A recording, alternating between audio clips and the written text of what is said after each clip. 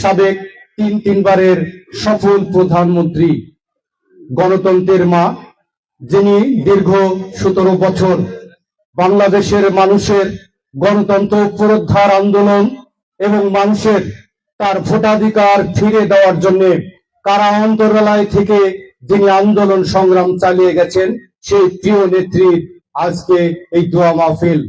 আপনারা জানেন যে এই দেশ নেত্রী বেগম খালেদা জিয়া যখন ক্ষমতায় অধিষ্ঠিত ছিল, তখন তিনি বাংলাদেশের সকল আপামর মানুষের জন্য তিনি কাজ করেছেন। আপনারা জানেন যে বাংলাদেশের কৃষকদের তিনি অগ্রাধিকার দিয়েছিলেন। আপনারা জানেন যে বাংলাদেশের প্রত্যেকটি কৃষকের যখন মাথা পিছু কৃষি ঋণ বৃদ্ধি পেয়েছে, তখন দেশ নেত্রী বেগম খালেদা জিয়া ক্ষমতা আসার পরে সকল কৃষি ঋণ মকুব করে দিয়েছে। আমি কি মিথ্যা বলেছি? আবার দেখেন, দেশ নেত্রী বেগম খালেদা জিয়া যখন ক্ষমতায় অধিষ্ঠিত ছিল, তখন প্রত্যেকটি মানুষের এবং ছাত্র এবং মেয়েদের তিনি বৃত্তি প্রদান করেছে, বিনামূল্যে তাদেরকে টাকা দিয়েছে। এটা কি সত্যি নয়? তাহলে বাংলাদেশের সবচাইতে তৃণমূল পর্যায় থেকে মানুষের হৃদয় কিভাবে জয় করা যায় এবং বাংলাদেশের আপামর মানুষের ভাগ্য উন্নয়নের জন্য আমাদের নেত্রী কাজ করেছে। পাশাপাশি আজকে দেখেন বাংলাদেশ নয়, এই পৃথিবীর ইতিহাসে যিনি প্রধানমন্ত্রীর ছেলে, যিনি প্রেসিডেন্টের ছেলে, আমাদের প্রিয় নেতা তারেক রহমান, আজকে তিনি আমাদের জন্য কিছু ওহী নাজিল করেছে, আমাদের জন্য কিছু কর্মকাণ্ড নিয়েছে।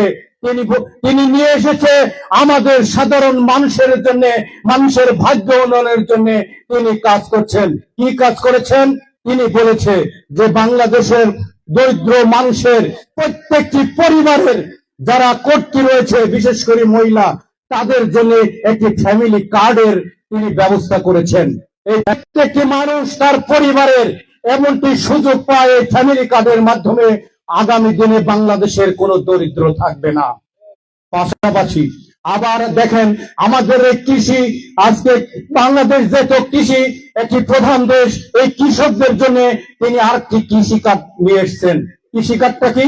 এই কৃষি কার্ডের মাধ্যমে আপনারা কৃষি আনুষঙ্গিক যত যাবতীয় জিনিস রয়েছে, সার, কীটনাশক সহ কৃষি যন্ত্রপাতি প্রত্যেকটি আপনার সহজ সুলভ মূল্যে পাবেন, এমনটি করেছে কৃষকদের জন্য। পাশাপাশি এরকম অনেক উন্নয়নমূলক কর্মকাণ্ড আমাদের নেতা তারেক রহমান আপনাদের জন্য নিয়েছে। আমাদের একটা কাজ করতে হবে, সেটা হচ্ছে আমাদেরকে ঐক্যবদ্ধ হতে হবে। আমাদের নেত্রী তারেক রহমানের শক্তিতে পরিণত করে আগামী দিনে আমরা কঠিন থেকে কঠিনতম আমরা ঐক্যবদ্ধ হব। এই ঐক্যবদ্ধই আমাদের জন্য আগামী দিনের বিজয় নিয়ে আসবে। আমরা যদি ঐক্যবদ্ধ হতে না পারি, তাহলে এই ব্যর্থতার গ্লানি আমাদের মাথার উপর আসবে। এই ব্যর্থতার গ্লানি যদি আমাদের মাথার উপর আরেকবার আসে, আমি হলফ করে বলতে পারি আপনারা বাংলাদেশে বাস করতে পারবেন না। যেমনটি শেখ হাসিনা বাংলাদেশ থেকে বিতাড়িত হয়েছে, আপনারা বাংলাদেশে থাকতে পারবেন না, আপনাদের উপর কঠিন নির্যাতন করবে। অতএব আপনাদেরকে ঐক্যবদ্ধ থাকতে হবে। একটা লাঠি সহজে ভাঙা যায়, কিন্তু 10টা লাঠি কিন্তু ভাঙা যায় না।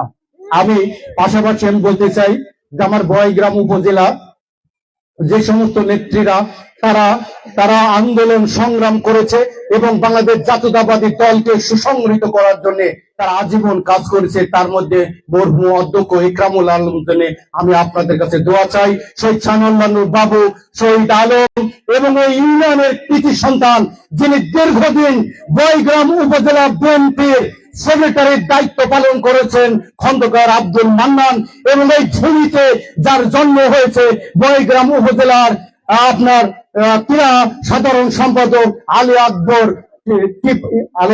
খায়রুদ্দিন মোল্লা সহ অসংখ্য নেতা এবং আমার দেশ নেত্রী বেগম খালেদা জিয়া জন্য আপনারা দোয়া করবেন।